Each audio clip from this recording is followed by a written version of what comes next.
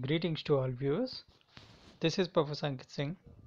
We'll now start the new topic, that is highway drainage. Okay, by now we all have a basic idea of what highway drainage is. Okay, so highway drainage, it is the process of removing and controlling excess surface and subsoil water within the right of way. Okay, so under highway drainage we consider both surface water and subsurface water or subsoil water. Okay, so what is surface water? It is the water on the surface of the road, okay, on top of the road. And subsoil water is the water in the layers of the road. It could be the base, sub-base, or even the subgrade. Okay, this includes interception and diversion of water from the road surface and the subgrade. Okay, removal and diversion of surface water from the roadway and adjoining land is called surface drainage. Okay, what is surface drainage? It is a removal and diversion of surface water. It can be from the road or it can be from adjoining land.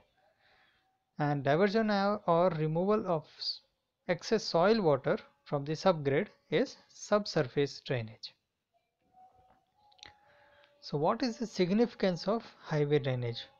Okay, excess moisture in soil subgrade can cause considerable lowering of its stability. This we already know. If there is moisture in the soil subgrade, then it may lead to swelling and shrinkage and ultimately affecting the strength of the subgrade or the stability. Increase in moisture can cause a reduction in strength of many pavement materials like stabilized soil and WBM. Okay, so what we want is we want minimum moisture variations in the stabilized soil and WBM. Okay, in some clayey soils, variation in moisture content causes considerable variation in the volume of subgrade. Okay, as already I've told you that swelling and shrinkage might occur. This is more in the case of clayey soils. One of the most important causes of pavement failure is by the formation of waves and corrugations in flexible pavements, and this is due to poor drainage. Okay, so by now we know what corrugations and waves are on the roads. Okay, in my previous lectures I have explained the defects on the flexible pavements. Okay, so hence we need to clear the water from the surface and also from the subsurface. So sustained contact of water with bituminous pavements causes failure due to stripping of bitumen from aggregate, like loosening or detachment of some of the bituminous pavement layers and formation of the potholes. So we know stripping will occur if there is any stagnation of water on the top surface. Okay, so bitumen will lose its bond with the aggregate and hence the aggregate will break off from the road surface when there is a load application. Okay, and this will later on lead to formation of potholes.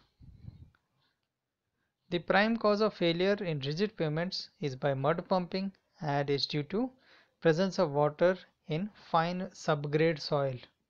Okay, so we already know what mud pumping is. It is the pumping out of the mud slurry from the spacing or the fault in the joints in the rigid pavements. Okay, so the mud slurry is only formed when there is intrusion of water. Okay, hence highway drainage is important. Excess water on shoulders and pavement edges causes considerable damage. Excess moisture causes increase in weight, and this increase in the stress and simultaneous reduction in strength of the soil mass. Okay, so with increase in the moisture content, the weight will increase. Okay, and also reduction in strength will occur. In places where freezing temperatures are prevalent in winter, the presence of water in the subgrade and continuous supply of water from the groundwater can cause considerable damage to the pavement due to frost action. Okay, this also I have explained earlier, that whenever the water enters the subgrade, okay, or it enters the voids in the subgrade or even base or subbase, and the temperatures are low, okay, there are freezing temperatures, then what happens, the water will freeze and form ice, increasing the volume, okay, and due to that increase in volume there might be deformation in that layer in the formation of cracks, okay. Then erosion of soil from top of unsurfaced roads and slopes of the embankment, okay, due to the presence of water or flowing water. If the road is unsurfaced, okay, there is no surfacing of bituminous layer or cement concrete layer, then the flowing water might cause erosion, okay, on top of the road and also at the slopes of the embankment. So these were the significance of highway drainage. Now we will have a look at the requirements of highway drainage system. Okay, how should an ideal highway drainage system, how should it be? The surface water from the carriageway and the shoulder should effectively be drained off without allowing it to percolate to the subgrade. Okay, the surface water should not be allowed to percolate deep into the layers. The surface water from the adjoining land should be prevented from the entering the roadway. So the water from the adjoining land should not enter into the roadway. If it does, then again it will cause problems. So what we need to do is we need to cut off or remove the water directly from the adjoining land. We should not allow it to come on the roadway. The side drain should have sufficient capacity and longitudinal slope to carry away all the surface water collected. So what happens, we provide camber on the road surface. Okay, camber is the transfer slope. So due to the transfer slope, what happens, whatever water or rainwater you can say, it falls on the surface of the road, it would be drained sideways. Okay, then along the road surface we have longitudinal drains. Okay, those longitudinal drains will collect that water, and now the thing is we need to provide longitudinal slope, efficient slope we need to provide such that that water is carried away. Okay, flow of surface water across the road and shoulders along slopes should not cause formation of cross ruts or erosion. Okay, because of the flow of this water no erosion should be caused, okay, and also cross ruts should not be formed. Seepage and other sources of underground water should be drained off by the subsurface drainage system. Okay.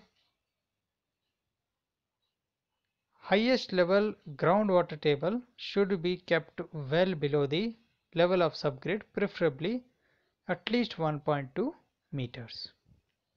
Okay. So the water table should be at a minimum distance of 1.2 meters from the subgrade. So now, what is surface drainage? The surface water is to be collected and then disposed of. The water is first collected in longitudinal drains, generally in side drains, and then the water is disposed of to the nearest stream, valley, or water course. Okay, so from the road we use a camber and we drain the water from the road to the longitudinal drain. Then using the longitudinal drain we need to dispose of that water to a nearby stream. Cross drainage structures like culverts and small bridges may be necessary for the disposal of surface water from the roadside drains.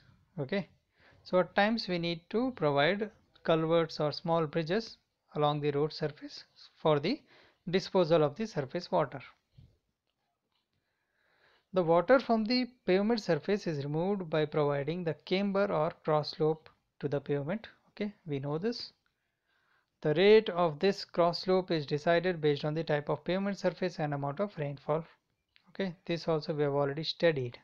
Okay, the slope or the camber will depend upon the type of pavement surface and the amount of rainfall in that area. Shoulders of the roads are constructed with suitable greater cross slope so that the water is drained across the shoulder to the side drains. Okay, so the shoulders, the cross slope that we provide on the shoulders should be greater than the cross slope that we are providing on the carriageway. Okay, because the shoulders are normally made out of gravel or other material. Okay, and there we can find more percolation of water as compared to carriageway. Hence we need to provide a greater slope at the shoulders. The side drains of rural roads are generally open kacha drains of trapezoidal shape, cut to suitable cross section and longitudinal slopes. Okay, so this here you can see is a longitudinal drain. Okay, we have sand at the top and then increasing size of aggregates in different layers. Okay, and then we have a longitudinal slope, okay, along the direction of the road so that the water does not stagnate and it passes on. Okay, these side drains are provided parallel to the road alignment and hence these are called longitudinal drains. Okay, this is longitudinal drain. Now this is in a rural area.